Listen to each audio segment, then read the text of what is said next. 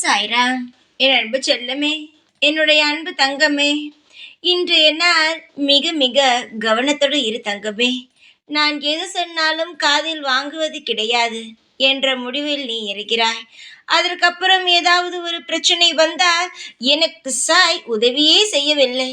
சாயானவன் எங்கு இருக்கிறான் என்று தெரியவில்லை. பூஜை செய்கிறேன், அவனை அப்படி பார்த்து கொள்கிறேன் என்று என்னிடம் வந்து உனக்கு நான் எவ்வளவு செய்கிறேன், ஆனால் நீ எனக்கு ஏன் எதுவுமே செய்யவில்லை?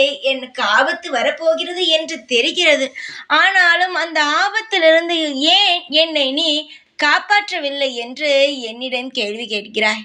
நான் அசரீரியாக ஒரு வார்த்தைகள் சொன்னால் நீ என்றாவது காது கொடுத்து கேட்டிருக்கிறாயா? கேட்டது கிடையாது அல்லவா? அப்படி இருக்கும் பொழுது எப்படி உனக்கு எந்த விஷயம் நடக்கப் போகிறது என்று உனக்கு தெரியும் சொல்?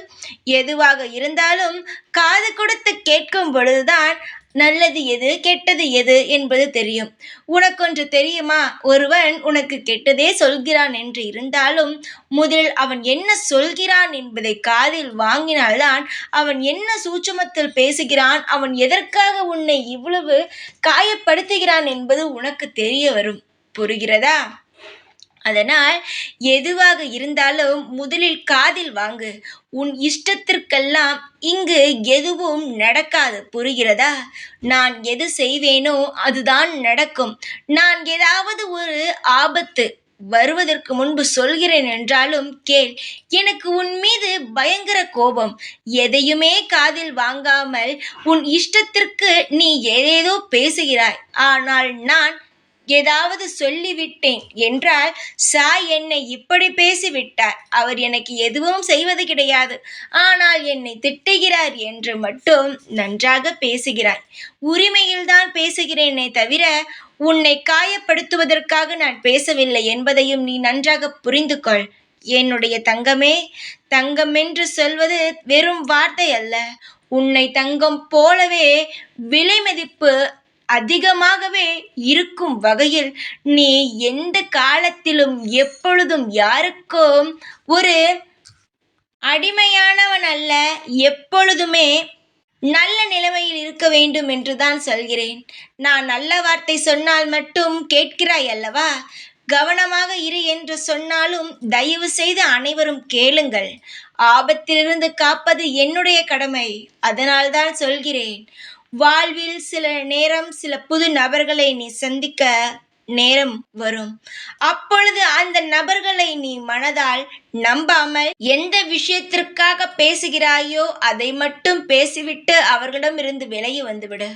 அவர்களை அப்படியே உன் வாழ்க்கையில் தொடர வைப்பது, உன்னுடைய வாழ்க்கையில் அவர்களை சேர்த்து அவர்களை ஒரு உறவாக மாற்றுவது, நண்பனாக மாற்றுவது, அவர்களை உன் பக்கத்தில் வைத்து கொள்வது, நீ வேலை பார்க்கும் இடத்தில் அவர்களை சேர்த்து விடுவது, இப்படி பலவிதமான காரணங்கள் வந்தாலும் நீ எந்த விஷயத்திலும் தலையிடாதே, சேர்த்தும் கொள்ளாதே. எந்த புது நபர்களாக இருந்தாலும் அவர்களிடமிருந்து ஒதுங்கி இருப்பது உன் வாழ்க்கையில் இந்த நேரத்தில் நல்லது. நேரம் மிகவும் கஷ்டமாக இருக்கும் பொழுது நம் பழகும் நபர்களிடமும் சற்று பார்த்துதான் இருக்க வேண்டும். ஏனென்றால் சில பிரச்சனைகள் சில நபர்களால் தான் வரும். அதனால் தான் சொல்கிறேன்.